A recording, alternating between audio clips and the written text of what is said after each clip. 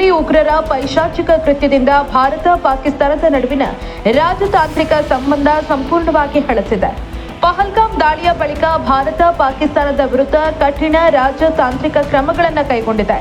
ಪಾಕಿಸ್ತಾನದ ವಿರುದ್ಧ ಭಾರತ ಸರ್ಕಾರ 5 ಕಠಿಣ ಕ್ರಮಗಳನ್ನು ಕೈಗೊಳ್ಳುವ ಮೂಲಕ ಪಾಕಿಸ್ತಾನಕ್ಕೆ ಬಿಸಿ ಮುಟ್ಟಿಸಿದೆ. ಈ ನಿರ್ಧಾರಗಳಲ್ಲಿ ಅತ್ಯಂತ ಪ್ರಮುಖವಾದದ್ದು ಸಿಂಧೂ ನದಿ ಒಪ್ಪಂದ.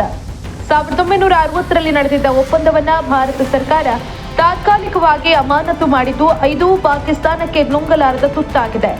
ಭಾರತ ಪಾಕಿಸ್ತಾನ ಗಡಿಯಲ್ಲಿ ಹಾದು ಹೋಗುವ ನದಿಗಳ ನೀರು ಹಂಚಿಕೆ ಒಪ್ಪಂದವಾದ ಸಿಂಧೂ ನದಿ ಒಪ್ಪಂದ ಅಮಾನತಾಗಿರೋದ್ರಿಂದ ಪಾಕಿಸ್ತಾನಕ್ಕೆ ದೊಡ್ಡ ಸಂಕಷ್ಟ ಎದುರಿಸುವಂತಾಗಿದೆ.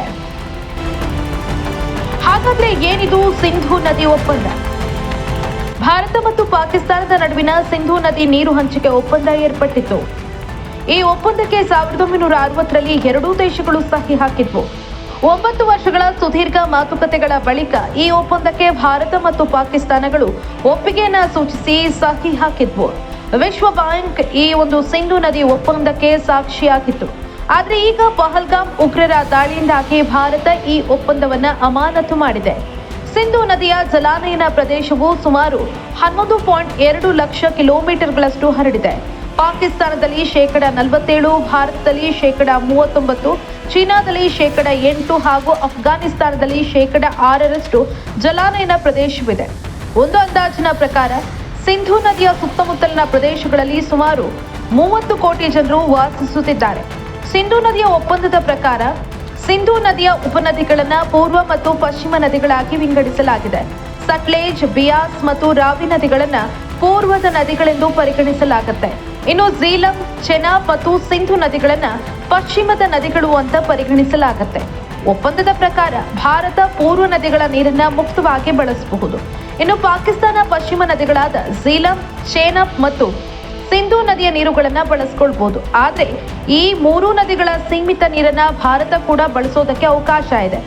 ಈ ನದಿಗಳ ನೀರನ್ನ ಭಾರತ ಜಲ ವಿದ್ಯುತ್, ಕೃಷಿಗೆ ಬಳಸಬಹುದು ಅಂತ ಒಪ್ಪಂದದಲ್ಲಿ ಹೇಳಲಾಗಿದೆ.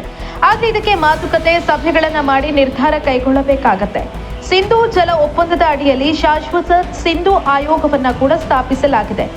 ಇದು ಎರಡೂ ದೇಶಗಳ ಆಯುಕ್ತರ ನಡುವಿನ ನಿಯಮಿತ ಸಭೆಗಳನ್ನ ನಡೆಸಲಾಗುತ್ತೆ. ಕಾಲಕಾಲಕ್ಕೆ ಭೇಟಿಯಾಗಿ ಸಮಸ್ಯೆಗಳನ್ನ ಬಗೆಹರಿಸಿಕೊಳ್ಳುವ ಪ್ರಯತ್ನಗಳು ನಡೆಯುತ್ತವೆ. ಈ ನದಿ ಪಾತ್ರದಲ್ಲಿ ಯಾವುದೇ ದೇಶ ಯಾವುದಾದ್ರೊಂದು ಹೊಸ ಯೋಜನೆ ಮಾಡುವುದಾದ್ರೆ ಇನ್ನೊಂದು ದೇಶವು ಅದಕ್ಕೆ ಆಕ್ಷೇಪಣೆ ಸಲ್ಲಿಸುವ ಅವಕಾಶ ಇರುತ್ತೆ.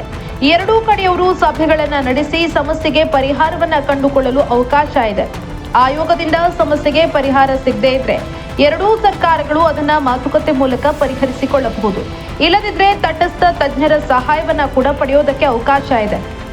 ಮಧ್ಯಸ್ಥಿಕೆ ವಹಿಸೋದಕ್ಕೆ ಕೋರ್ಟ್ ಮೊರೆ ಕೂಡ ಹೋಗಬಹುದು ಅಂತ ಒಪ್ಪಂದ ಹೇಳುತ್ತೆ. ಸಿಂಧೂ ನದಿ ನೀರು ಒಪ್ಪಂದದ ಹಿಂದಿನ ಕತೆ. ಸಿಂಧೂ ನದಿ ನೀರು ಹಂಚಿಕೆ ಒಪ್ಪಂದದ ಕಥೆಯನ್ನ ಅಮೆರಿಕದ ಒರೆಗಾನ್ ಸ್ಟೇಟ್ ವಿಶ್ವವಿದ್ಯಾಲಯದ ವೆಬ್ಸೈಟ್ನಲ್ಲಿ ವಿವರವಾಗಿ ಬರೆಯಲಾಗಿದೆ. ಎರಾನ್ ವುಲ್ಫ್ ಮತ್ತು ಜೇಶುವಾ ನ್ಯೂಟನ್ ಅನ್ನುವರು ತಮ್ಮ ಅಧ್ಯಯನದಲ್ಲಿ ಈ ವಿವಾದವು 1947ರಲ್ಲಿ ಭಾರತದ ವಿಭಜನೆಗೆ ಮೊದಲೇ ಶುರುವಾಗಿತ್ತು.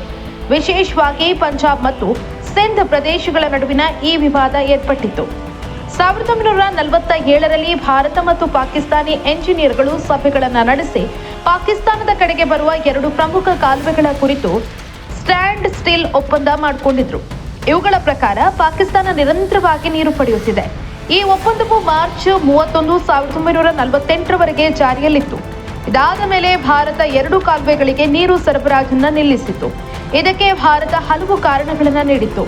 ಅವುಗಳಲ್ಲಿ ಪ್ರಮುಖವಾದುದು ಕಾಶ್ಮೀರ ವಿಷಯದ ಬಗ್ಗೆ ಪಾಕಿಸ್ತಾನದ ಮೇಲೆ ಒತ್ತಡ ಹೇರೋದಾಗಿತ್ತು. ನಂತರ ಒಪ್ಪಂದದ ಪ್ರಕಾರ ನೀರು ಸರಬರಾಜನ್ನ ಮುಂದುವರಿಸೋದಕ್ಕೆ ಭಾರತ ಒಪ್ಪಿಕೊಂಡಿತ್ತು. 1951ರಲ್ಲಿ ಅಂದಿನ ಭಾರತದ ಪ್ರಧಾನಿ ಜವಾಹರ್ಲಾಲ್ ನೆಹರು ಅವರು ಟೆನ್ನೆಸಿ ಕಣಿವೆ ಪ್ರಾಧಿಕಾರದ ಮಾಜಿ ಮುಖ್ಯಸ್ಥ ಡೇವಿಡ್ ಲಿಲಿಯೆಂಥಲ್ ಅವರನ್ನ ಭಾರತಕ್ಕೆ ಕರೆಸಿದ್ರು.